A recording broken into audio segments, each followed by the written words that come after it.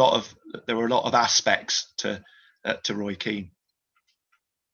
Yeah. Kind of speaking of negative experiences, I guess we've touched on a little bit with some managers, but in terms of the Sunderland fans, have you had any negative experiences or yeah, I guess have you had any negative experience with the supporter base? Because I know some Sunderland fans can take a backlash to, well, just about anyone really who has some involvement in the club. Look, it's inevitable. I mean, there are Sunderland fans who don't like me, don't like my commentary, and so on. Fine. Look, that's life. When you've got a supporter base as big as Sunderland's, that is inevitable. So you've got to just live with it, because the majority of Sunderland fans are just fantastic. If I'm out and about around Sunderland and bump into fans, they couldn't be nicer. Those are the ones. I think the true fans are those that can stop and have a conversation with you. They might not agree with what you say. They might not agree with what you say on the radio, but you can talk to them, and that's all I ever ask. Have a conversation. Don't be abusive. Don't just jump to conclusions about me. I don't about you, and I'm always open to talk. I mean, so you've got to. I think you've got to be fairly thick-skinned, because some of the stuff's quite hurtful, and there's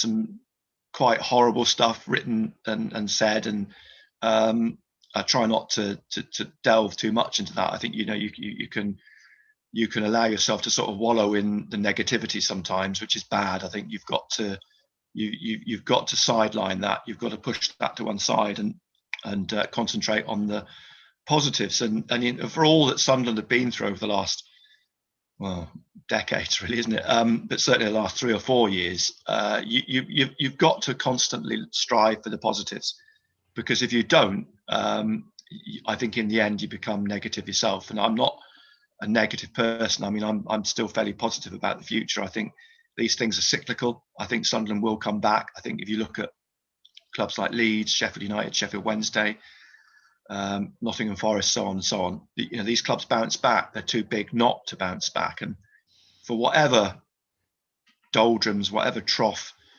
that Sunderland are in at the moment, they will come out of it, and that I firmly believe.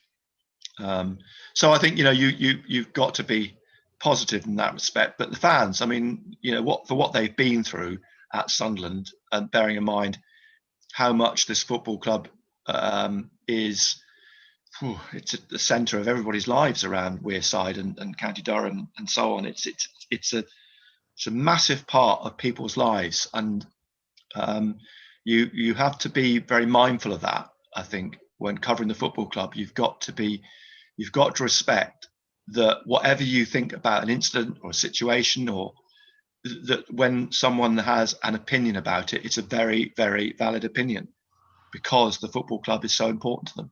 And long may that continue, because as soon as that dies, as soon as people start losing an interest, as soon as people start feeling that the football club's not important anymore, that's when things, are starting to get serious. And there's a little hint of it at the minute. I think there's a few fans, you look on social media, who are fed up. They've lost interest in the games. They're almost going by rote to watch the game, but they're not really that bothered. And that's worrying for me. I think that's another reason why I think we've got to get out of this pandemic sooner rather than later. We've got to get fans back in the grounds. It's just horrible covering the football with nobody there, and it's not good for football. It's not good for the football club, and it's not good for the fans. And I think the sooner we can get people back in the grounds, the better. Yeah, I must say, I think I wouldn't say I'm slowly disconnecting from the club, because I'm not, but it's becoming harder and harder to feel that investment that never required any effort before, because of the way times are at the moment, where, to me, I think Grim Falk summed it up really well on something he went on the other day, when he said that Sunderland is about community. It's not necessarily about the 11 players on the pitch kicking the ball and trying to win the game. It's it's about the community spirit, the 30 to 40,000 extended family that you see every other week in the stadium, like the familiar faces that you go to the match with, you share every moment, every cheer, every boo, every win, every loss, every joy. You share it with other people, every good moment, every bad moment, and at the moment it doesn't feel that way. And you may be watching the game with one or two other people just on the telly or on a computer or on an iPad, like on a screen. And sometimes I'm watching the games on my own, and if when it's finished, it's just There's what we've lost through this lockdown and through this pandemic is the camaraderie. You can go to away games, and when we had fans at the away games, and you would meet fans who've basically been drinking all day, and they'd been at the game and probably couldn't remember a thing about the game or even the score. But that's not the point.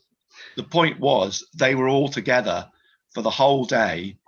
It was a day out to the away game with their mates, with Sunderland, and that's what it's all about. And that's been ripped from them. That's been taken away. That's been a very important part of people's lives, the social interaction. You can't underestimate. It's like talking about people in lockdown having to work from home on their own. And what they don't get is that interaction with their work colleagues in the office. And, whilst people might say, oh, I've got a humdrum job, I go into the office 9 to 5, when that's been denied them, they miss it, because what they're missing is that interaction with their work colleagues and friends. And that's what's happening with the football club. People have a ritual on a Saturday or a Tuesday night or whenever it might be of all meeting up hours before the game, going for a drink, going for a coffee, going for a butty, whatever, going to the game together, being at the game, not necessarily even taking a lot of it in, but talking with each other, being together after the game, mulling it over, chewing it over, talking about it. It's gone. We haven't got that. And that's all part of football. That's why, it becomes sort of imbued in us. It's almost like we've got an intravenous drip. We need all that interaction. We need all that embodiment of what it is to be, a football supporter. That's why so many books are written about it now. It's why there are so many podcasts, why there are many fan sites, because, I think that's been interesting. The number of podcasts have grown up over this pandemic, because we've got this insatiable need to talk about football, and it's important.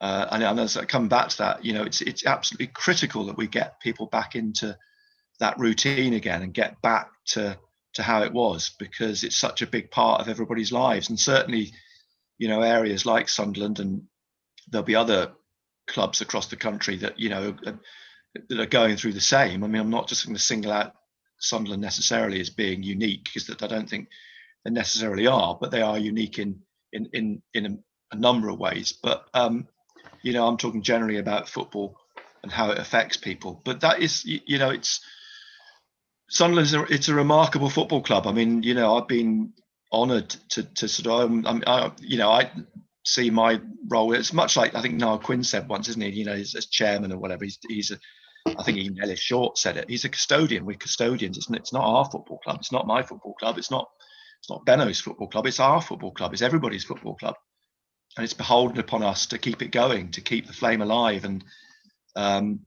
it's painful when I'm hurting through this pandemic. I hate not being able to go to the away games. I hate going up to the stadium light with and cold, dark, damp. There's nobody there. It's you walk up to the ground and it's just ghost town around it, and it's horrible. I'm hating it. It's not enjoyable. I mean, there's a professionalism that means I do my job and I'm trying to do it to the best of my ability. But this season is just not a pleasurable season to be covering football. It's a horrible. It's an experience that I'm hoping, fingers crossed, we never have to go through again.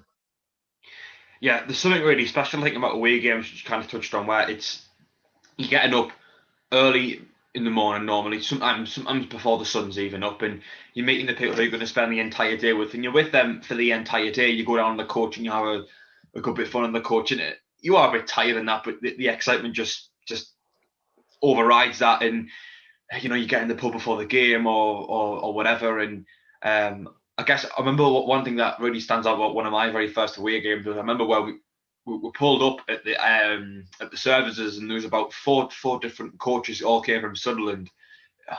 It was at Woodall, I believe, just outside of Sheffield, and must have been hundreds of Sunderland fans just flooding into this services, and you think, if it wasn't for football, we wouldn't have hundreds of people all with something in common in this random services in Yorkshire. That's like nowhere near from where we're from, and you've almost got that kind of feeling of when you get there that it's kind of us against the world, because you're in the minority as an away fan, and I think that's the camaraderie that you touched on that we're really missing, because I think that's what Sunderland really means to me. It's not necessarily about the football, but it's about the people who you meet on the way, and I think you made a fair point when you say that's why there's been a lot more podcasts, but not just podcasts. I think there's a lot more content now from fans, and it's just because people have a want to talk about football and a need to engage and interact with people, and there's a lot more people get involved, like things like this, setting up their own YouTube channels and everything, because they just feel the need to interact with people, because at the moment that's just not the way it is. Well, football is the glue that keeps this all together, and it's important. Football is that's the fulcrum, that's the centre of it all, and around that centre is everything you say, the way day travel, the rituals, everything that people go through, the camaraderie, and that's all part of the whole. I mean, the football is central to that, and the sooner we can get it back to normal, the better. I mean, even someone said to me, "Oh, look, it must be great now that you're doing the away games in the studio. You haven't got a 5-hour drive to Northampton, or you haven't got a 5-6 hour journey to Wimbledon or whatever." But actually, I miss that. I don't mind that. I don't mind the sort of 12-hour return, round trips in the car to the game, because that for me is part of it. It's part of covering Sunderland Football Club. It's like you say, you get up before the sun's come up, and you make that journey. You do the game, you go to the game, and then you make that journey back again. But that's part of the fabric of it. That's why I've been covering football now 30 odd years, and that desire hasn't diminished. 30 years on, I feel as sort of as much a desire to drive 6 hours or whatever it is to MK Dons as I did 30 years ago getting on a team bus traveling to Torquay. It was all part of that, the build up, listening to the radio in the car driving down, or the games that kick off early, and so on and so on. It's all part of the day, and I'm missing it. I don't deny it. I'm really missing it. I miss even home games, not getting a program. We don't get team sheets, and just stupid little things like that. Talking to a manager and a player without having to stand 6 feet away from them and try and work out how you're going to record an interview after a game.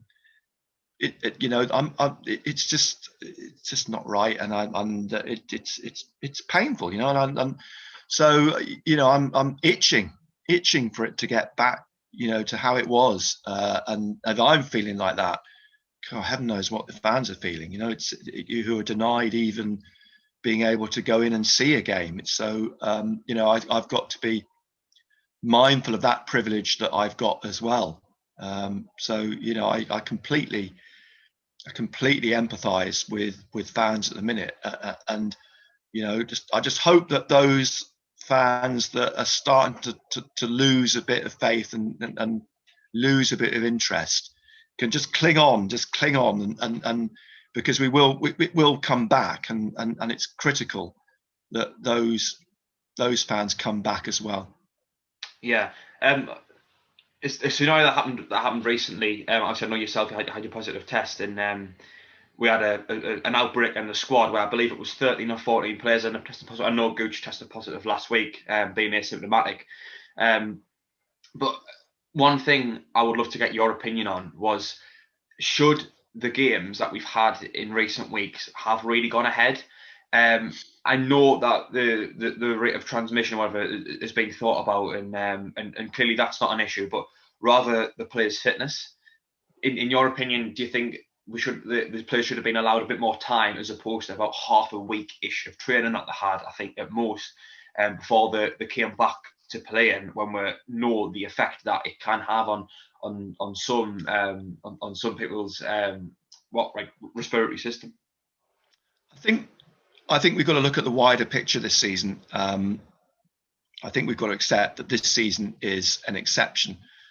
And in an ideal world, it would have been a level playing field, but it hasn't been, because so many clubs have been affected in different ways by COVID. I mean, take an example this weekend, Shrewsbury. They've only had one home game. It will be 7 after they play Burton next Tuesday. That was a home game against Blackpool. They basically they'll play Sunderland on Saturday and Burton next Tuesday. That will be 7 away games, I think, or 6 of their last 7 have been away games. Now that's tough on any club, but certainly on clubs in League One and League Two. So you've got Shrewsbury in that situation. Sunderland lost 4 games over Christmas and the New Year. Peterborough lost 3 games. It's been such a fragmented and disjointed season that whatever scenario we found ourselves in, and one example was the Wimbledon game at home. Should that game have gone ahead? Should it not gone ahead?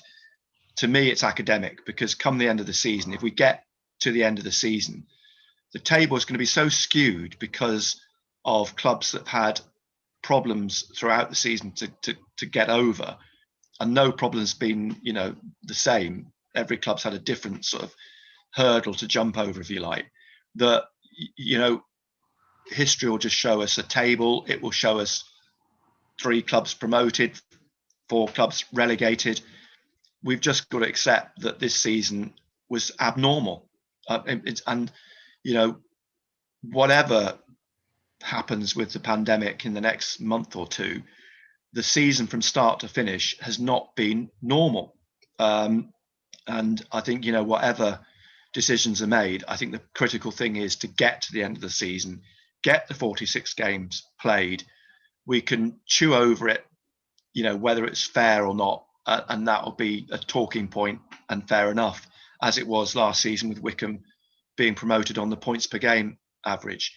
Ultimately, what we want to see is a proper pre-season, a normal season where we're not presented with all these problems. This is an abnormal season with completely random and experiences that none of us has ever seen before, and probably in our lifetimes won't see again.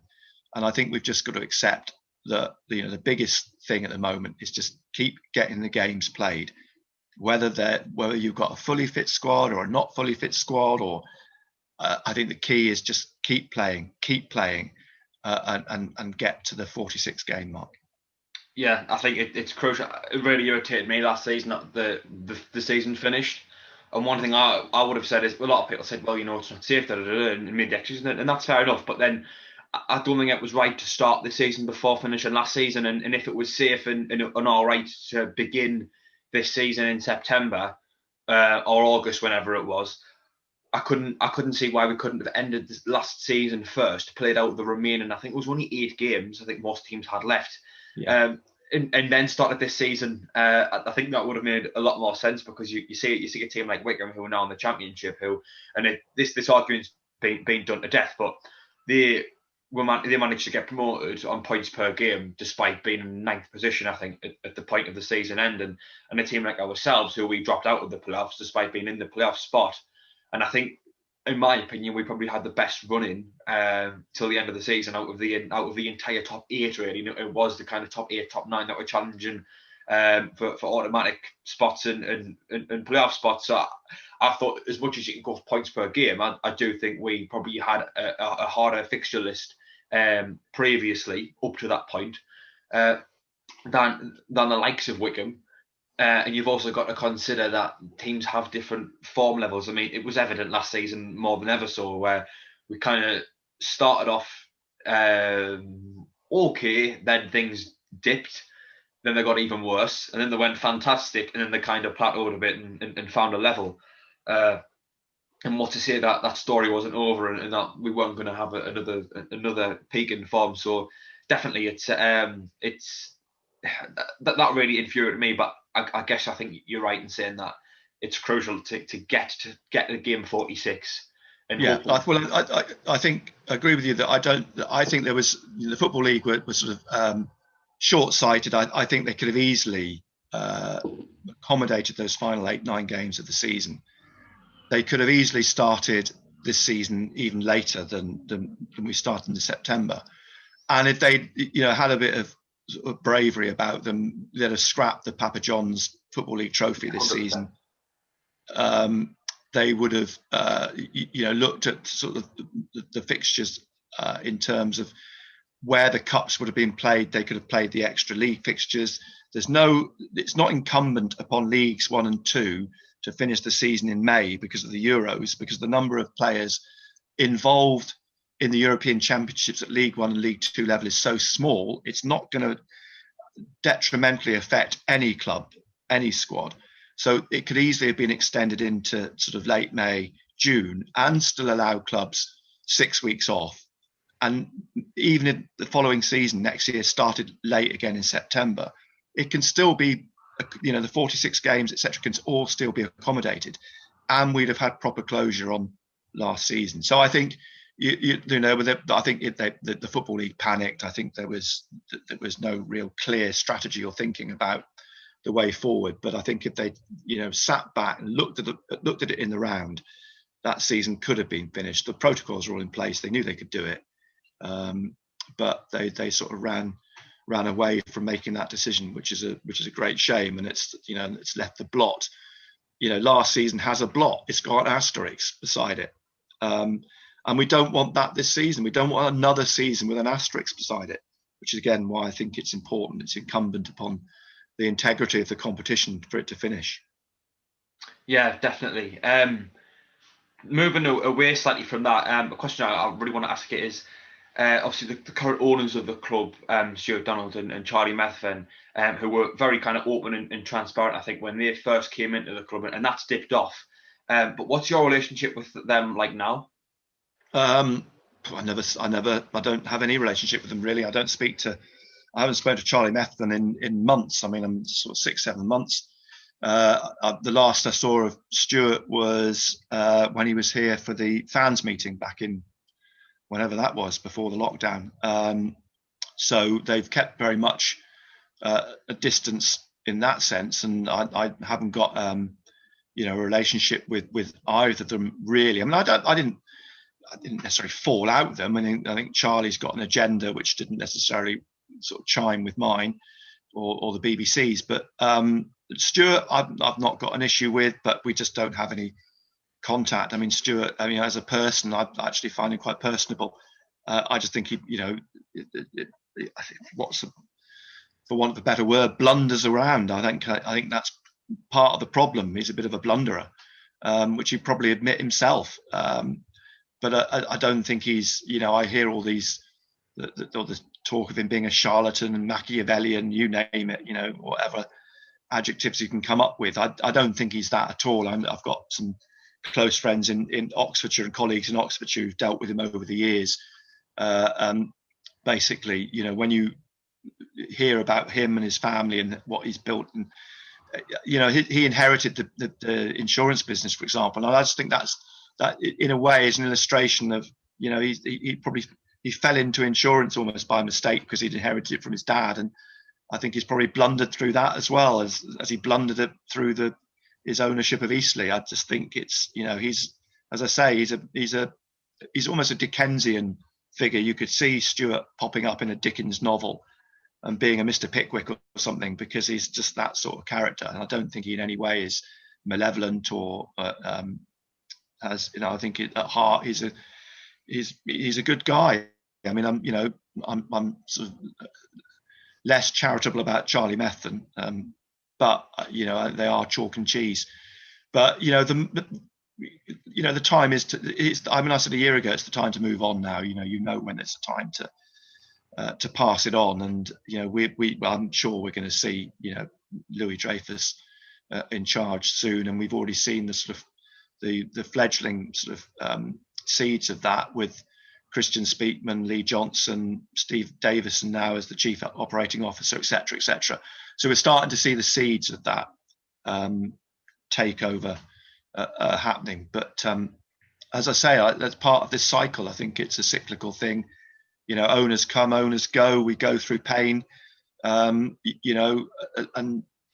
we'll go through pain again, but we'll also have good times. And we just got to come out the other side of this current bad time, if you like. Yeah, that's. I was just interested to get your kind of perspective on. I mean, you touched on the possibility of Dreyfus coming in, or rather the likelihood, and I think I would agree with when you say that the likes of Lee Johnson coming in, Steve Davison as the CEO, and Christian Speakman coming in as a director of football. I mean, first of all, to sack the manager, bring in a head coach, but then to also kind of bring in the director of football and look as if you're taking the club in an entire new, different direction.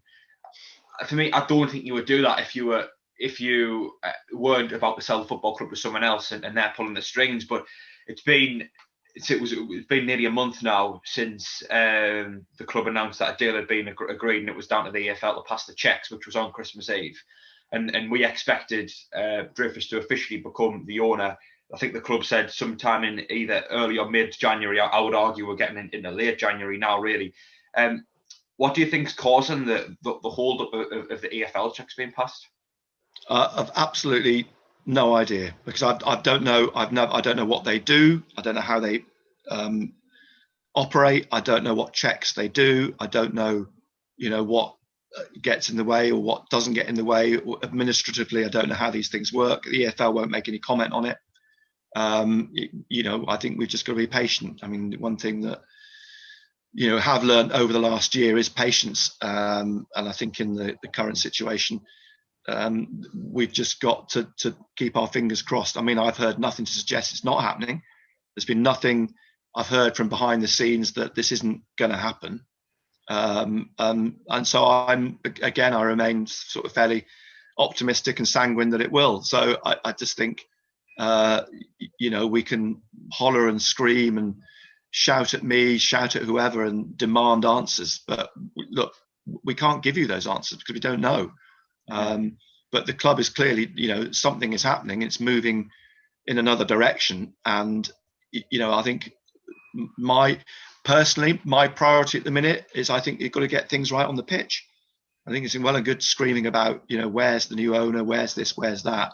At the moment, I'm more concerned as to why Sunderland lost to Plymouth Argyle, and that they don't lose to Shrewsbury on Saturday, because critically they've got to get out of League One, and if they carry on losing games which you expect them to win, they're not going to get out this season, and it's going to be a fourth season in League One. So at the moment, I think there's more urgency about what's happening on the pitch than what's happening off the pitch. Yeah, which I think is looking more likely than it's not us staying in this division a bit longer. I'm not too hopeful that I certainly don't think we'll go automatic. I think if we do go up, it will be through the playoffs. Nick, so you're involved with the Netflix series, but how did that impact kind of your work life? Was it a bit of a pain at all, or did it add a bit extra pressure having the cameras around you, or was it just kind of a natural thing where they followed you doing your thing? It was fairly natural. I mean, it didn't impact my day-to-day work at all. I mean, there were times, yeah, there was a couple of times I'd sit down and we'd take 3-4 hours to do interviews. I mean, that's another thing you don't see with these series. You might be on the screen for 30 seconds, but that might be 30 seconds from a 3-hour interview. So there are times, I had some fairly lengthy interviews. I had to do some overdubbing, if you like, retakes of commentary for certain sections of it. But on the whole, it didn't have any sort of negative impact on my day. I mean, they were very good at integrating themselves within the club and following us around, and they became part of the furniture really. So you didn't, a lot of the time you didn't even really realize they were there. I mean, certainly during games when we had a camera on us, you were so engrossed in the game that you just forgot the cameras were on you. Fairly comfortable around cameras and microphones anyway, because it's my job. So in many ways, it wasn't an encumbrance at all. I found it quite sort of I felt it quite at ease dealing with it, to be honest. Yeah.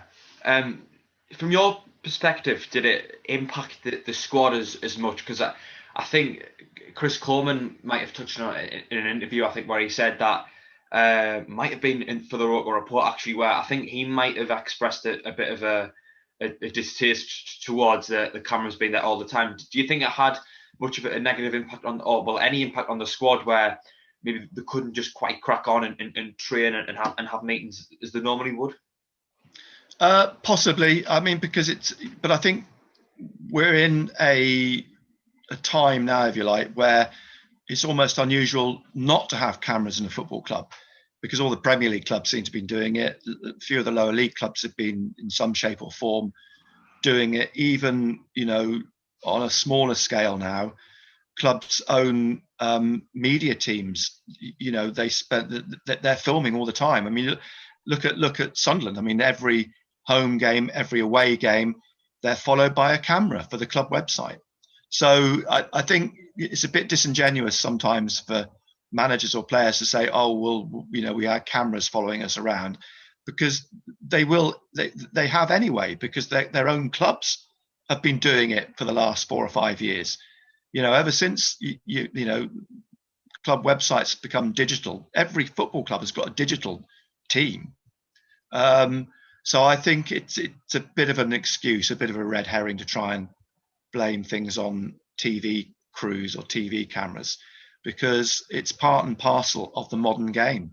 The footballers themselves are constantly on their phones, constantly, filming.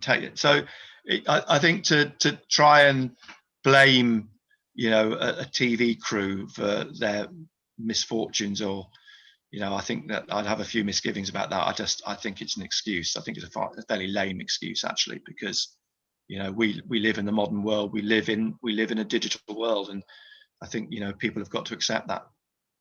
Yeah, definitely. So I seen a poll on Twitter yesterday, and I found it really hard to give an answer to.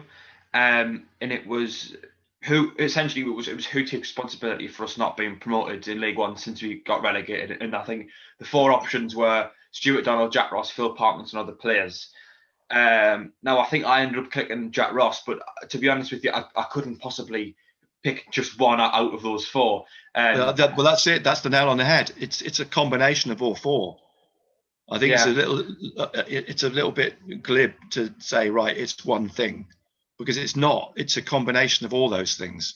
That's why the football club is where it is now. It's not Stuart Donald. It's not Jack Ross. It's not Phil Parkinson. Stuart's made mistakes. Jack Ross made mistakes. Phil Parkinson's made mistakes. The players have got to hold their hands up. They've made mistakes.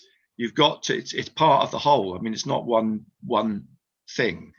It's a combination.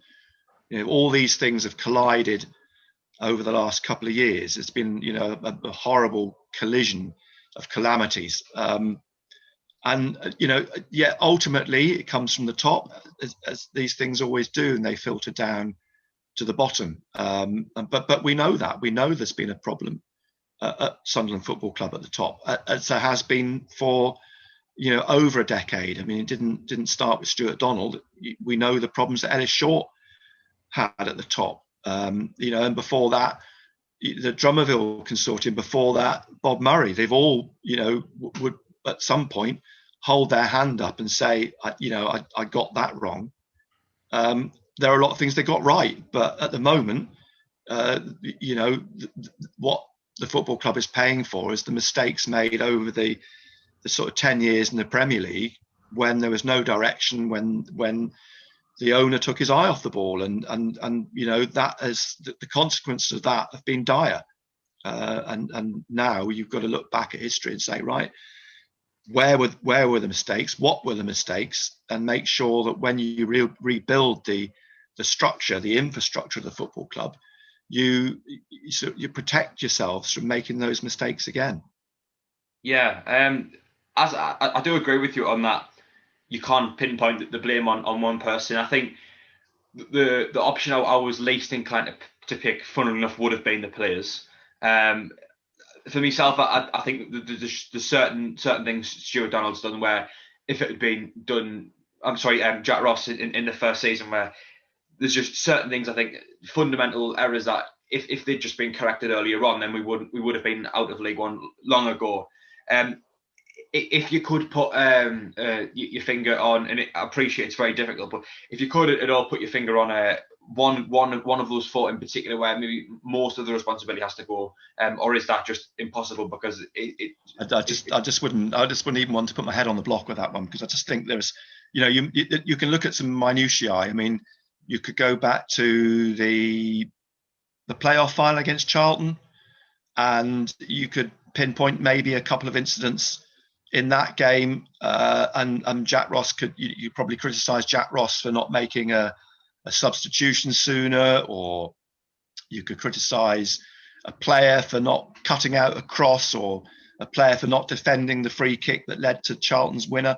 Look, and those are the moments. They're the moments that cost the football club, because they that season the opportunity was there to get promoted, two more wins that season, and they'd have probably gone up automatically.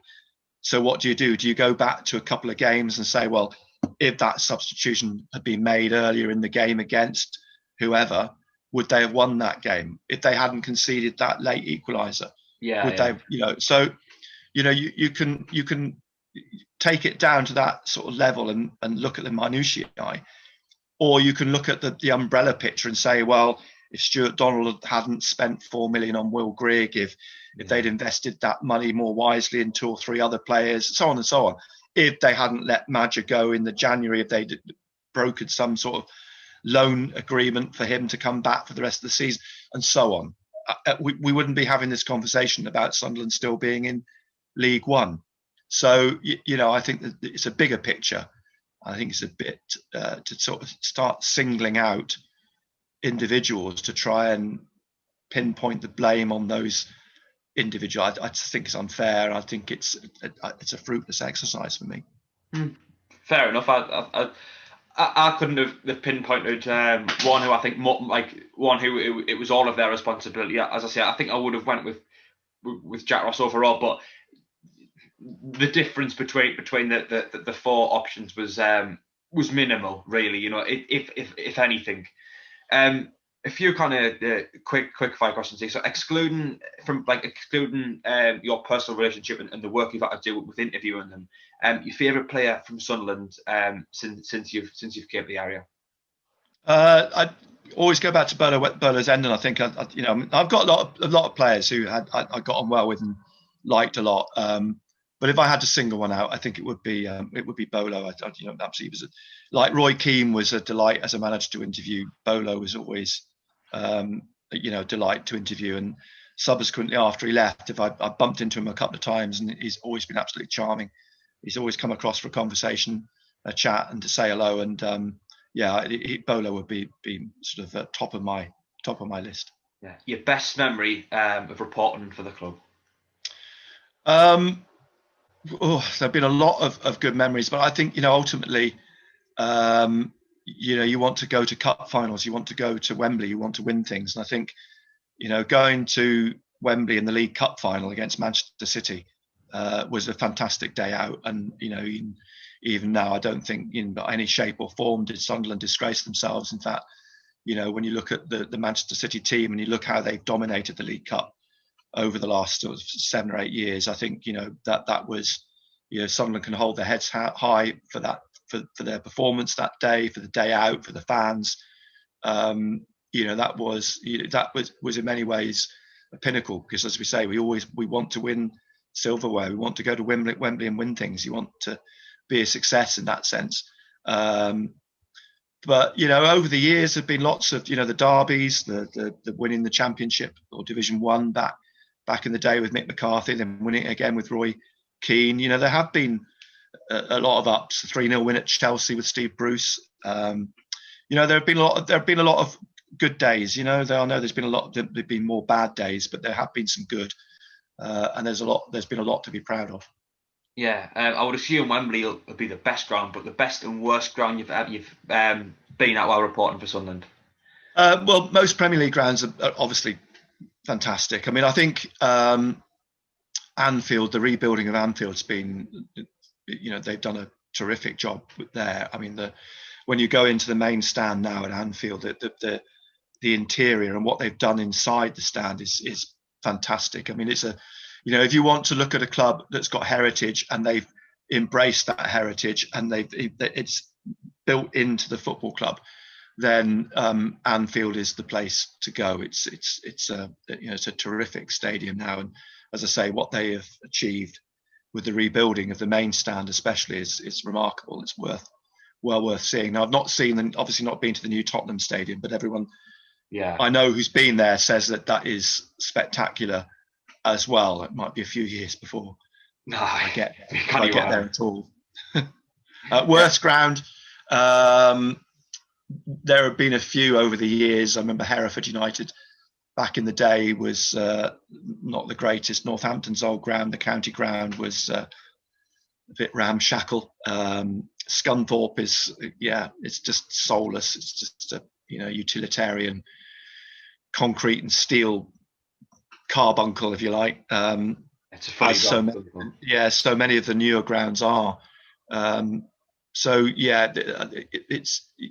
difficult to pinpoint one of the worst ground, because some of the lower league grounds, older ones, have actually got a lot of character, and I quite enjoy going to them. I mean, sort of it's the newer grounds in the lower leagues that probably not so characterful and nice to be at. And perhaps nothing against Scunthorpe United, but I think I'd probably single out Glanford Park as being one of the worst.